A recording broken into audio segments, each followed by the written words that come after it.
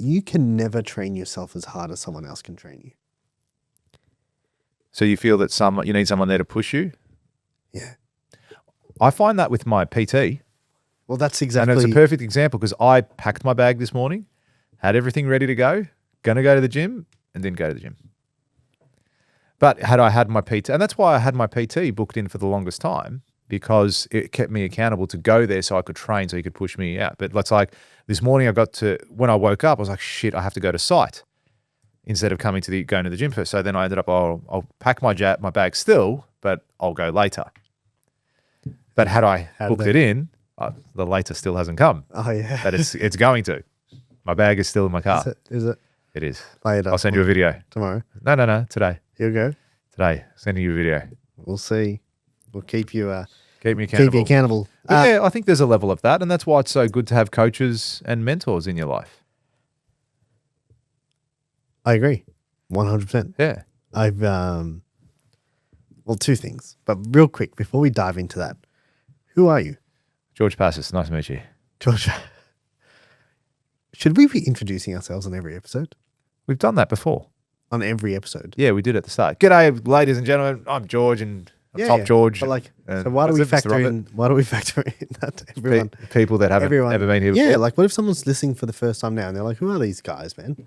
And why should I listen to them?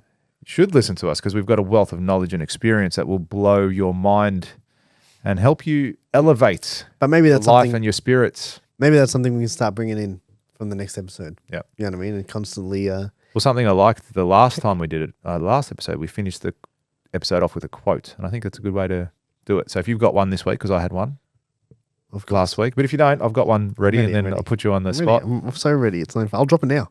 Oh, it has to wait. It has to be to the end because that's what you're going to get. You're going to get a nice little nugget at the end of the day. If you hang around. Stick around to the very end. But yes, so I've been seeing a PT. Yeah. Right? And I've been seeing him once a week. Mm-hmm. And you know when you think, you're like, look, if someone asks me, like, how hard do you train? Like, I don't train ridiculously hard, but like I'll push. Yeah. Do you know what I mean?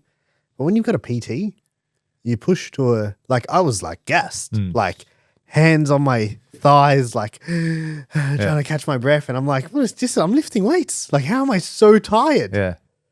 But you push. Or like so sore that like I was grabbing my quads, like, like, man, like that hurt. Like, and I would never, ever, ever get that. There's also a level of, so say when I'm doing bench, for example, it's good having someone there to spot you. Because I can push more when you've got that second person there because you can go for that extra rep or two, whatever it might be. Yeah. I think that's definitely good. And yeah, it's just that your mind gives up before your body does. Oh, your mind gives up so much. In so many elements, not just a physical aspect of it, but like your mind is the one, like I could have gone to the gym. Why don't I get up at 4? I could have gone at 4 a.m. to the gym. Set my alarm a little bit earlier and gone to the gym at that time and then gone to my meeting on site. Okay, so early, yes. Excuses though, it could have been done. So your mind often will talk you out of, excuse me, that extra rep. It'll talk you out of, oh, look, you've worked hard. You've gone to the gym. Have that cookie. Go have that frozen yogurt. So I can have a cookie? Yeah, you can have a cookie now. Yeah, I was, it just reminded me. Like, out of curiosity, what's your coach's physique look like? Your PT? He's pretty standard. Like he'd look like he'd be I haven't seen him topless. He looks like he'd be pretty ripped though. Yeah. Good. He's quite strong. Like that's what you want. Yeah. That's what you want to PT. I want someone strong. I want someone fit. Of course. You know what I mean? I'm going to the guy with the pot belly. No way. Never. I am that guy. And look, they've got, so this is the other thing. Aside from the fact that they push you, the knowledge and experience that they've got is so much beyond what you've ever had. Like, have you had PT in the past? No, never. Okay, great. So, how long have you been doing it? A few weeks. Have you noticed that, have you been going to the gym for the years previously? Like, have you gone to the gym, been a regular gym goer? Yeah, I've always had a membership. Yeah, cool. So I was in my early 20s, I was religiously going to the gym. I was always there, always doing stuff. And when you're younger, you can afford to lift incorrectly because you're young, you're strong, everything's working the way it should be working. And when you get older, when you're 40 and you're fucked, like me, Shoulder hurts, your back hurts, your knee hurts, your eyelids hurt, everything. Your eyelids It are works. It's up. Wait, you haven't hit 40 yet. Anyway, but what I loved about my PT is he was telling me how to lift properly. Like he was giving me the Like good the form. technique. Yeah, the form. Yeah. And it's like, because he'd see me lift and I'd be rolling my shoulders. It's like, oi, shoulders down, chest up, right? And lift through your chest. I'm like, fuck, that's harder. He goes, yeah, I know it's harder. He goes, that's also the right way to do it. And he goes, you'll find you'll build your muscle better and you'll build it quicker, or you'll build it so that you're actually stronger in the long run. Because what you're trying to, when you're curling your shoulders over, you're using different muscles, not your pecs, contact. not your chest, and not this and not that. And you're not actually getting the strength that you need. And then even with my deadlifts and my squats and all that sort of stuff, he's like, no, do it like this, do it like this. And he changed all these little things in my form that then allowed me to lift so much more, but also safely. Whereas back in my early days when I was at the gym, I was just lifting because I could lift. I was young, I was fit, I was strong, and I could lift and use incorrect form. Whereas now there's a bit more risk associated with me lifting incorrectly. Or I just won't lift as much. With what? The risk? When I'm lifting? No. It's not in your head? No, not really. My shoulders hurt now, so that's probably the only thing that is in my head a little bit because it just hurts, and just at the front here. But other than that, no. I still think I feel strong like I was back then, even though I'm lifting less. If that makes sense. I feel like I can lift more than I am. Yeah, dude, I did I would have never did this if I was on my own. But like with the PT, like I was doing like, do you do I don't know what it's called. Do you know that thing and you stand in it? Yeah. Yep. And it's like a deadlift. It's like yeah. But it's the thing. I don't know the technical term, but idea. yes, it's still like a deadlift. You're standing in between. So the bars, you're pretty like a much in the middle of you, diamond except in bar. front of you. Yes. Yeah. But it's still a deadlift. Yeah. Yeah, dude, I was doing 100 kilos on that this morning. Yeah, awesome. I've never ever done anything near that. Yeah, how good. Yeah. No, and I don't think I'm any stronger. Yeah. I think he was just willing to, and like, because you've got a guy there watching your form, Yeah. I'm not as scared. Man, When wait, by it's yourself, pumped. you're like, You'll get pumped when you start seeing significant increase in the weight that you're lifting too. That's going to be cool. That day's cool. Because I got to, I think, about 140, 145 with that exercise.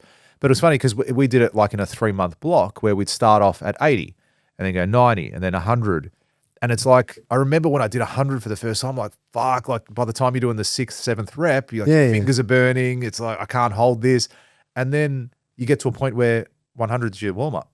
Like that's easy. Yeah, I think lightweight. that's, it's phenomenal to see how much further you can. Like, I would have never done that if I was by myself. I would have been like, I'll do 40. Most people won't even do the leg exercises. You know, it's like all the memes you see that whenever you go to the skipping leg day. Yeah, that's right. It's like you go to the gym to do legs and the bench looks at you in this way and it's some hot bird. And it's true. Like everyone goes to do chest and arms and neck. Yeah, and another thing I've learned is like when you do